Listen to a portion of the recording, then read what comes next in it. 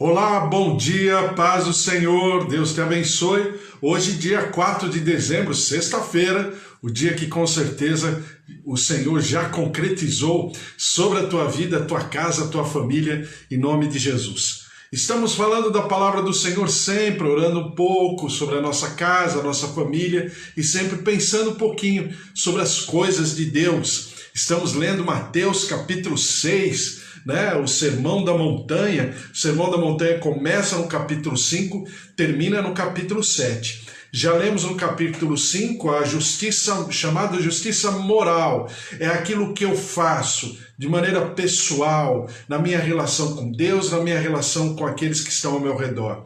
E também tem a justiça, chamada justiça religiosa, a partir do capítulo 6, quando a gente começa a viver, e o Senhor Jesus é maravilhoso porque ele contextualiza a lei de Moisés, né? Ele contextualiza exatamente aquilo que naquela época o rabinato havia rebuscado tanto, colocado tanto artigo, tanto comentário, que a lei mesmo de Moisés, ela ficou meio como que escondida em meio a tantas interpretações e tudo mais. Jesus traz à existência novamente a lei e agora com um upgrade, né? Agora não é mais apenas o cumprir, o praticar, lá no Antigo Testamento, aquilo que eu falei ontem, né?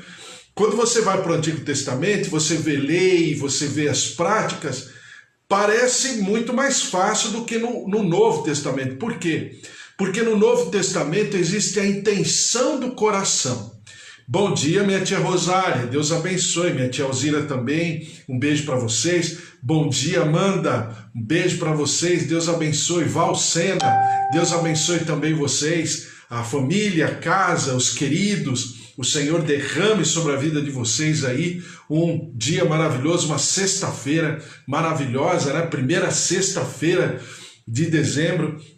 E que o Senhor esteja sobre a tua vida, a tua casa, os teus afazeres. E glória a Deus que você está parando um pouquinho para a gente conversar sobre a palavra do Senhor. Isso é muito importante. Aliás, segundo a palavra de Deus, é imprescindível para a nossa saúde pessoal, física, orgânica, emocional, mental. A nossa saúde depende da palavra de Deus, né? A Bíblia fala assim, olha, nem só de pão viverá o homem, mas de toda palavra que procede da boca de Deus, né? Que é o Senhor Jesus quem fala para o diabo.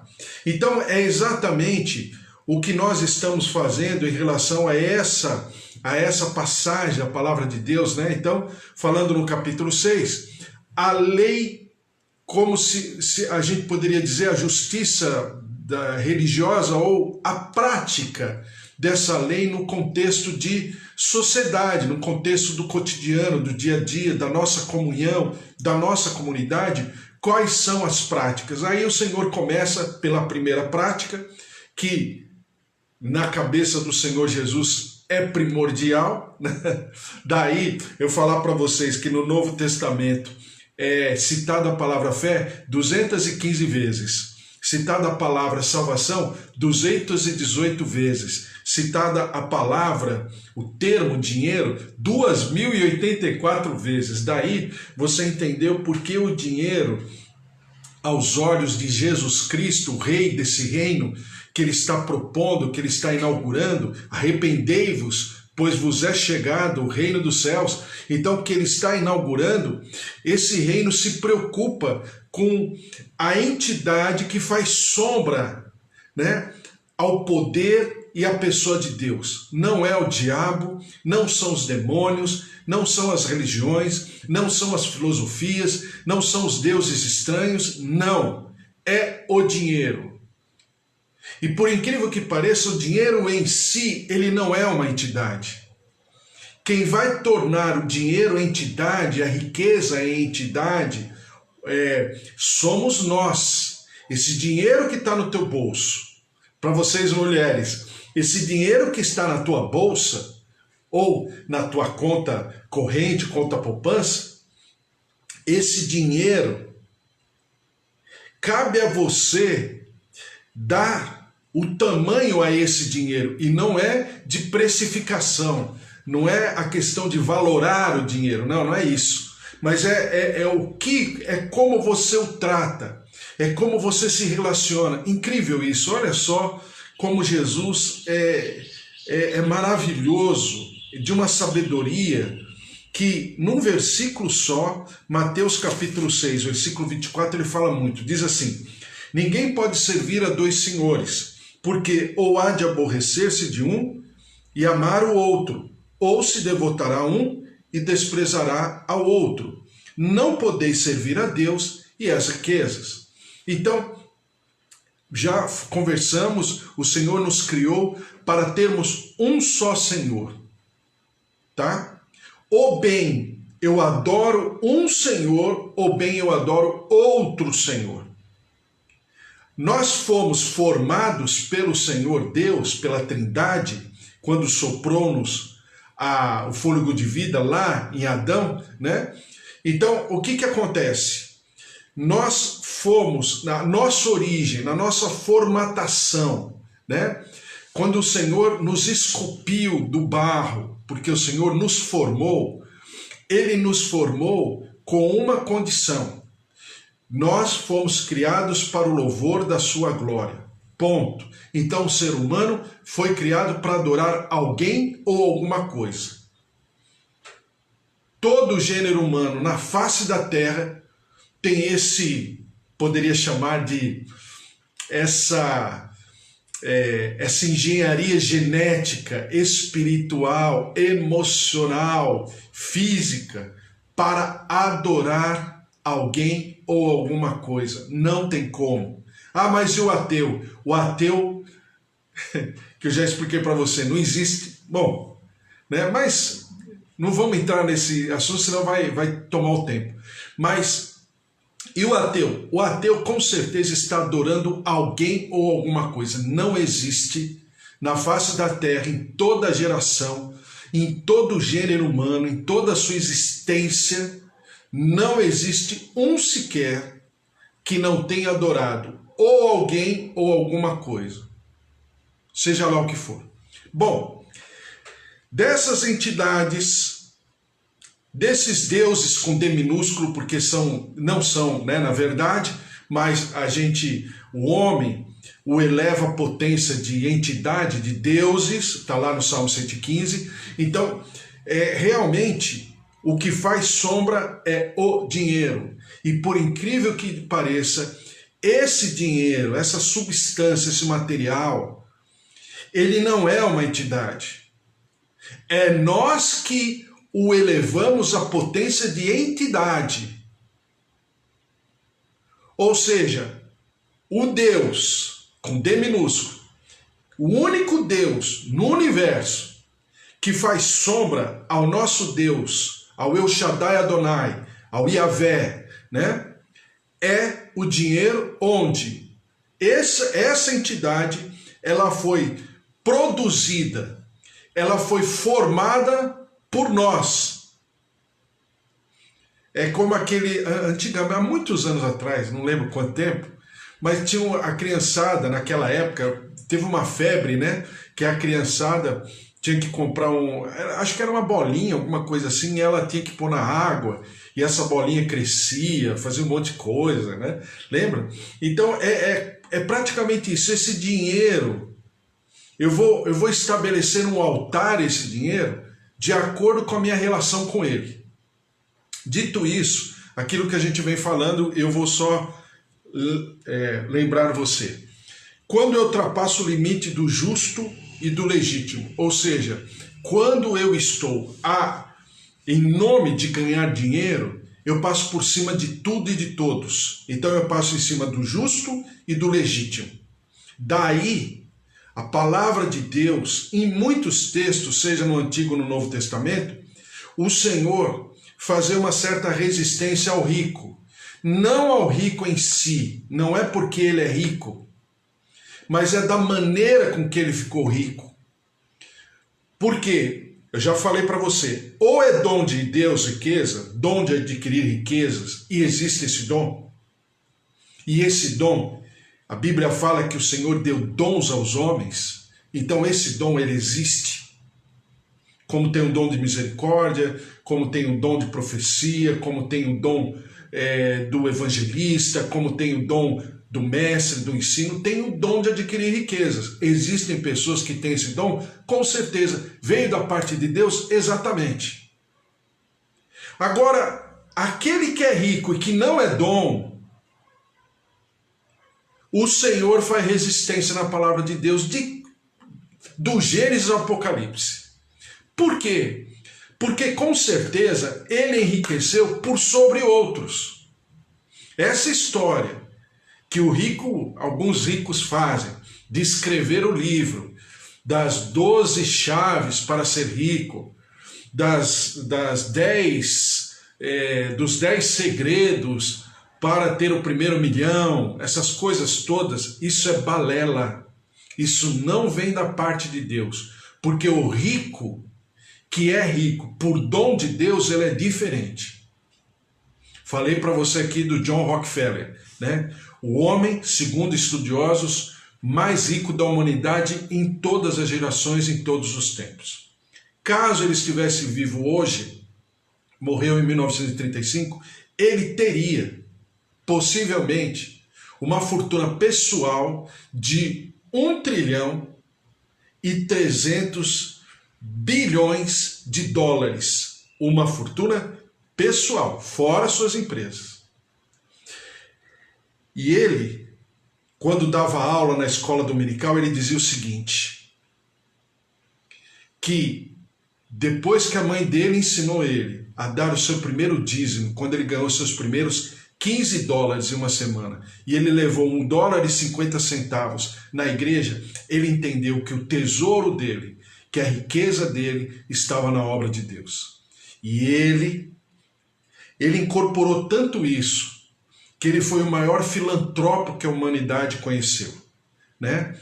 Todas as faculdades dos Estados Unidos, Inglaterra, Canadá e algumas faculdades da Europa, universidades, são que são hoje por causa dos valores de John Rockefeller.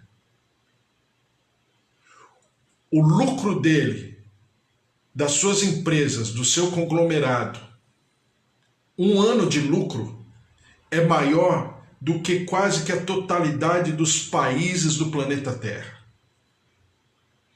E ele foi um homem que não tinha para ele, mas ele tinha, e ele pregava, e ele ministrava isso. Ele ensinava na escola dominical que o valor que ele tinha era pura e simplesmente para ele gerenciar. Ele dizia o seguinte, a minha responsabilidade sobre a minha riqueza é muito maior do que vocês imaginam. Porque é um dom, é um instrumento de Deus na vida de muitos, principalmente da área missionária, né? Que ele foi um homem que sustentou a obra missionária e as suas empresas, algumas delas até hoje sustentam, pelo mundo inteiro. Então, o dom de adquirir riquezas é diferente. Por quê? Porque eu sei porque estou fazendo. É como eu aqui conversando com você. Eu sei porque eu estou aqui. Eu sei do meu dom. Então, a minha responsabilidade é estar aqui. Ponto. Faça sol, faça chuva, eu estou aqui. Por quê? Porque é minha responsabilidade. Cada um de nós tem um dom.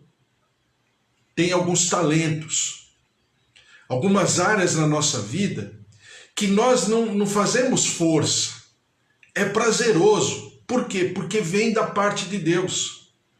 Por mais responsabilidade que nós sintamos, nós sabemos de onde vem, qual é a origem e o porquê eu tenho. E por que você tem. Então é assim também o dom de adquirir riquezas. Mas agora, o dinheiro é entidade quando nós começamos a entrar em conflito com a nossa casa e com a nossa família por causa do dinheiro. Então o dinheiro ele começa a tomar uma outra importância na minha vida quando eu, por causa do dinheiro, eu entro em conflito, em litígio com a minha casa, com a minha família e com os meus queridos, por causa do dinheiro. Então o dinheiro passa a ser mamon, né? Mamon é a entidade, né? Cananita, que Jesus, em algumas traduções mais antigas, né? Está escrito em Mateus 6, ao invés de riqueza está escrito, ou dinheiro, está escrito mamon, que é uma entidade lá do tempo, lá quando o povo entrou com Josué na Terra Prometida. Então, eu estou servindo a mamon. Só que, aquilo que eu te falei, o meu chip de origem não permite dois senhores. Ou eu tenho um senhor ou eu tenho outro senhor. E quando eu tenho mamon como senhor, então eu consigo entender e identificar essas características. Primeiro, o ilícito e o ilegal para mim não existe. O que preciso é levar vantagem.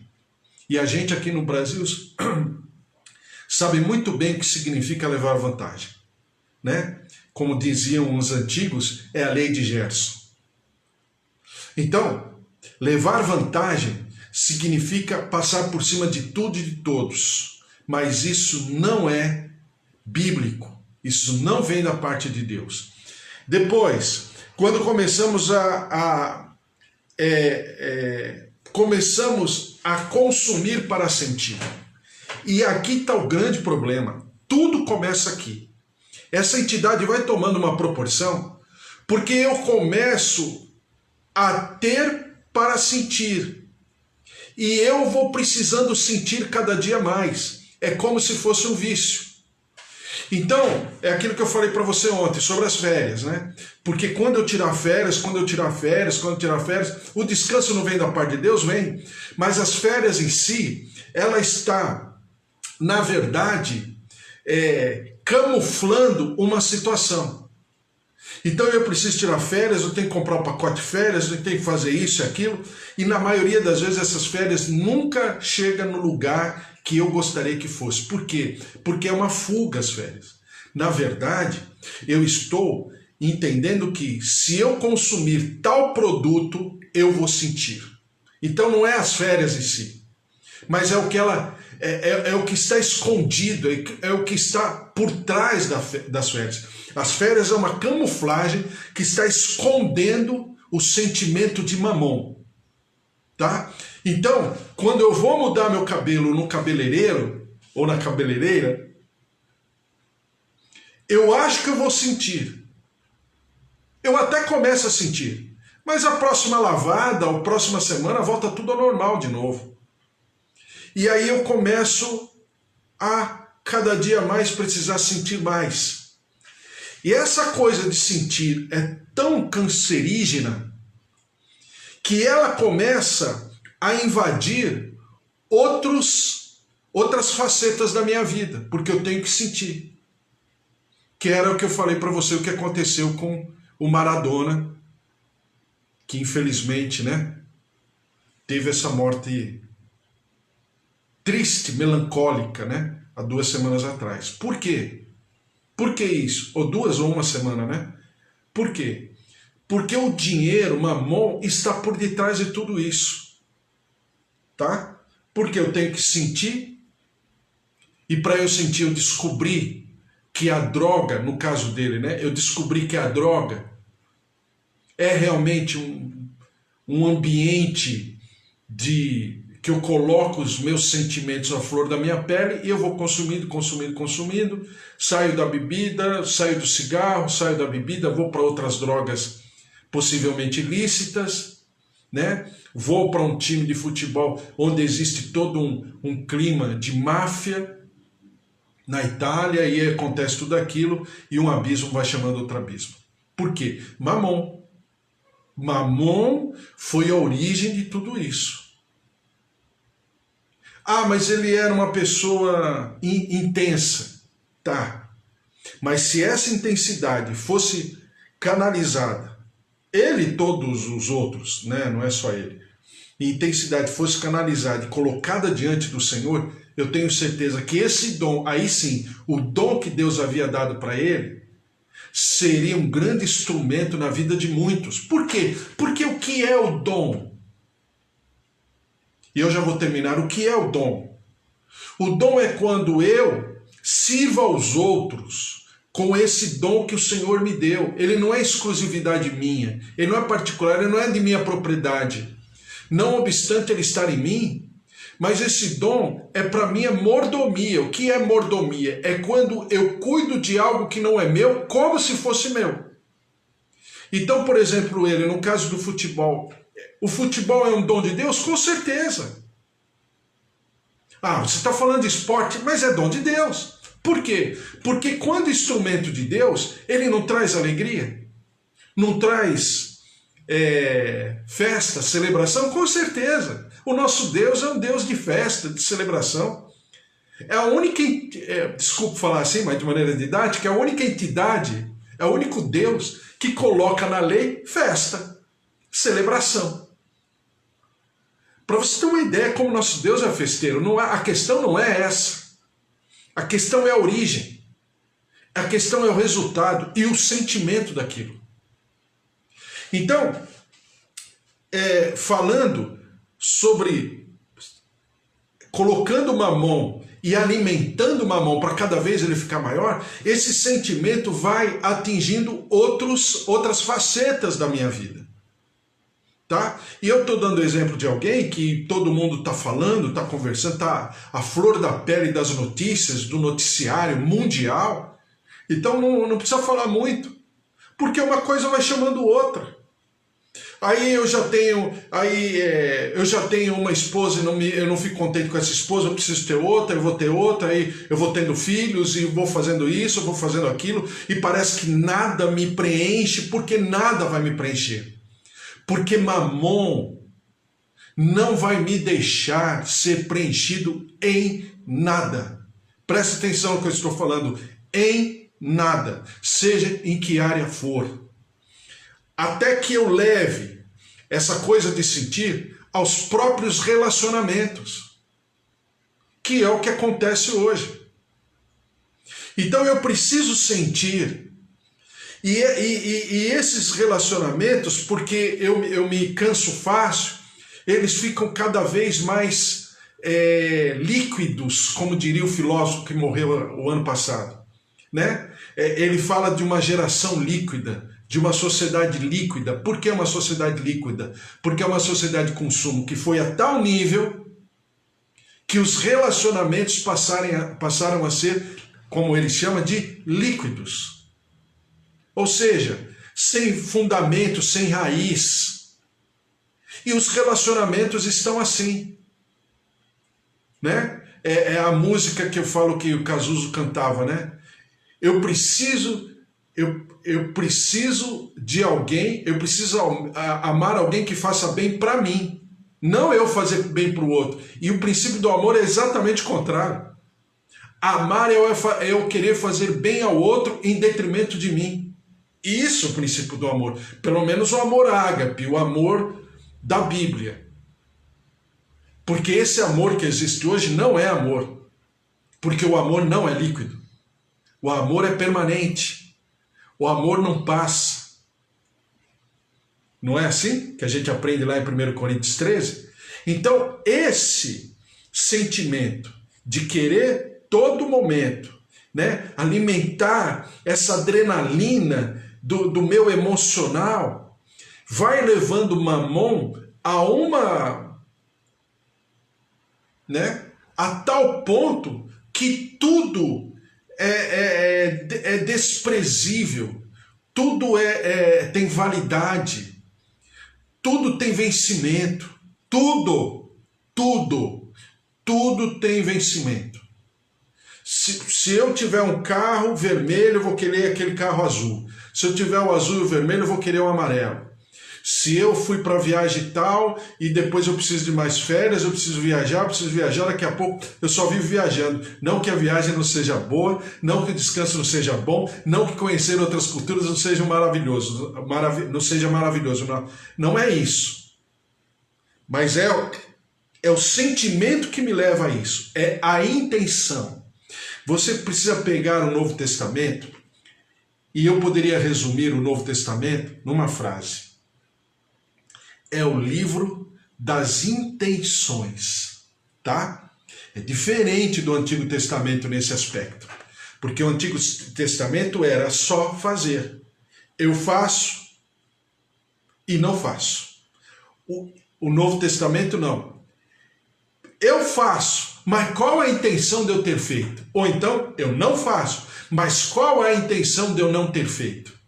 Entendeu? Então, o Senhor Jesus, o rei desse reino, ele nos coloca num outro patamar, eu poderia dizer de exigência, porque é o patamar do reino dos céus.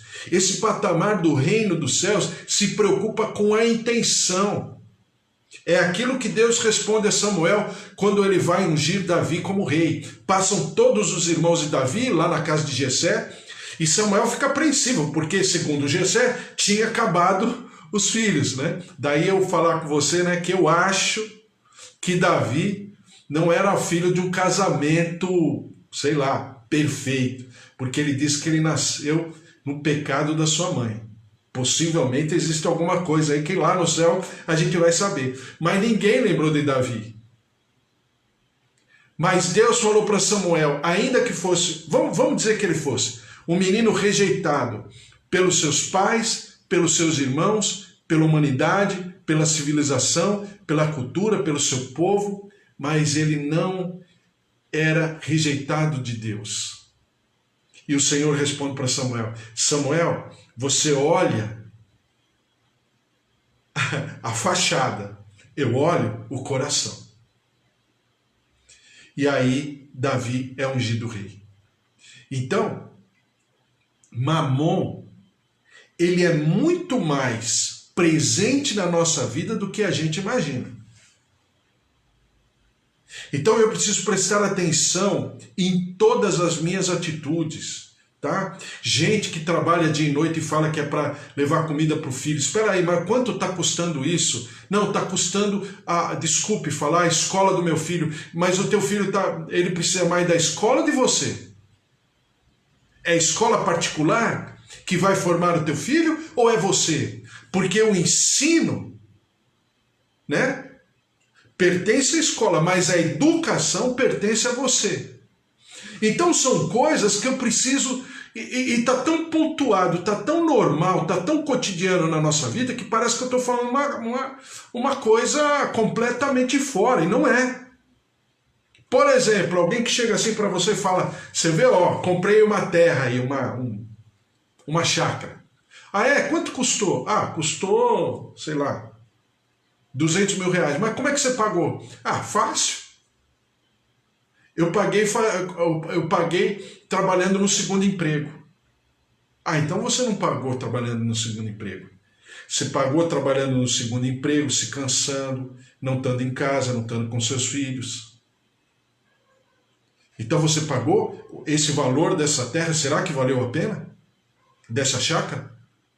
Então a gente precisa, você está me entendendo? A gente precisa colocar tudo muito bem diante do Senhor.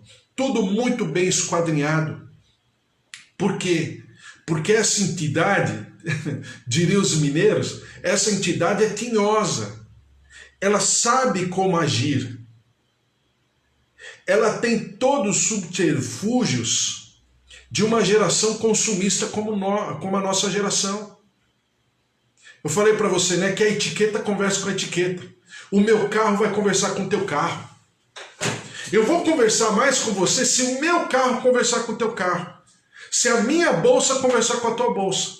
Porque se a minha bolsa não conversar com a tua bolsa, possivelmente você não fará parte do meu círculo de amizade. Então isso é sério. E isso faz toda a diferença em tudo que fazemos. Quando eu perco a autenticidade, quando eu deixo de ser aquele que sou. Então eu visto uma cara, eu visto uma imagem, então eu estou servindo a Mamon. Puxa vida, acabou o nosso tempo, mas amanhã tem mais e nós vamos conversando. Mas você está entendendo? É o tipo da palavra de Jesus que eu tenho que pensar. Não é aqui só uma pregação, um bate-papo de meia hora, não. Eu tenho que rever todos os valores na minha vida. Por quê? Porque Mamon me faz enxergar as coisas onde preço e valor são sinônimos, e não são. Valor não é sinônimo de preço. Preço não é sinônimo de valor. Tá bom? Vamos orar? Senhor, nosso Deus, nosso Pai, nós te louvamos e te agradecemos. E nós te louvamos por esse tempo, para nós pensarmos na nossa vida, no nosso cotidiano, naquilo que somos, naquilo que o Senhor tem para derramar sobre a nossa vida, o nosso contexto, a nossa família, tudo que somos, tudo que temos. A Ti todo louvor, toda honra e toda glória. Abençoa os nossos familiares, filhos, marido, esposa, pais, avós, tios, sobrinhos, netos. Tua graça, tua glória se derramando, trazendo do teu poder de cura, de saúde. Toca, visita, restaura veias, coração, artérias, olhos, ouvidos. Derrama-te com a tua cura, derrama-te com a tua saúde, com o teu bem-estar.